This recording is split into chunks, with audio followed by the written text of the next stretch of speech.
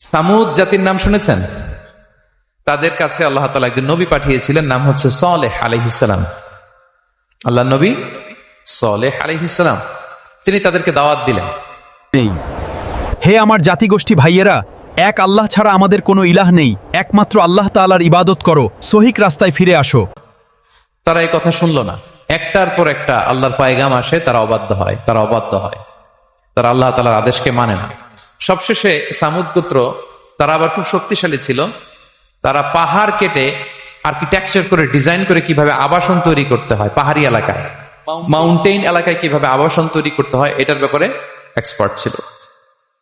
কিন্তু তারা সালেহ আলাইহিস সালামকে বললো, সালেহ তুমি পাগল, তুমি জাদুকর, তুমি যে আল্লাহর কথা বলছো আমরা মানবো এক শর্তে।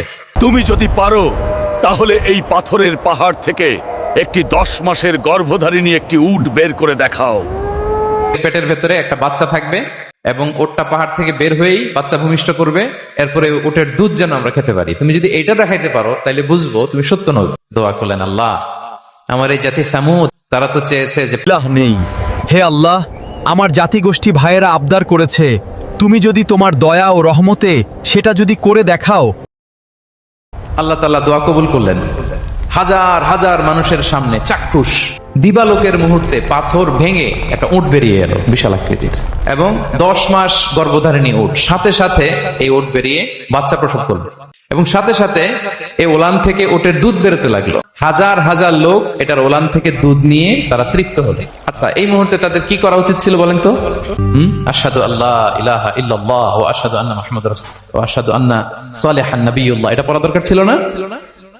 দরকার ছিল। কিন্তু তারা একের পর এক গোয়ার তুমি করতে করতে করতে করতে চাক্ষুষ দিনের বেলা এত বড় একটা মুআজিজা দেখার পরেও তারা অস্বীকার করলো। সাল্লাল্লাহু আলাইহি ওয়াসাল্লাম বললেন, এখন তোমরা তোমাদের ওয়াদা পূর্ণ করো। তুমি তো জাদুকর, ভয়ঙ্কর জাদুকর, তুমি পাথরের উপরেও জাদু করতে পারো। কি মনে হয় তারা লিমিট ক্রস করছে না? তারা সীমা লঙ্ঘন করে ফেলেছে। দে ক্রসড দেয়ার লিমিট। এবার তো আর ছাড় দেওয়া যায় না, কারণ আমি আপনাদের বলেছি শুরুতে যে আল্লাহ সব সময় ধরে না, কিন্তু যখন ধরে ছাড়ে না। আযাব চলে আসলো। কি আযাব? আর্থকোয়েক, রাজফা, পুরো ভূখণ্ড কেঁপে উঠলো। কেঁপে ওঠার সাথে সাথে সব মাটিতে পড়ে গেল।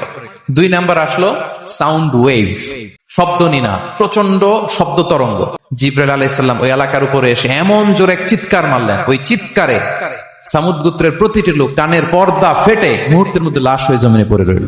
Because they cross their limit. তারা তাদের লিমিট ক্রস করেছে।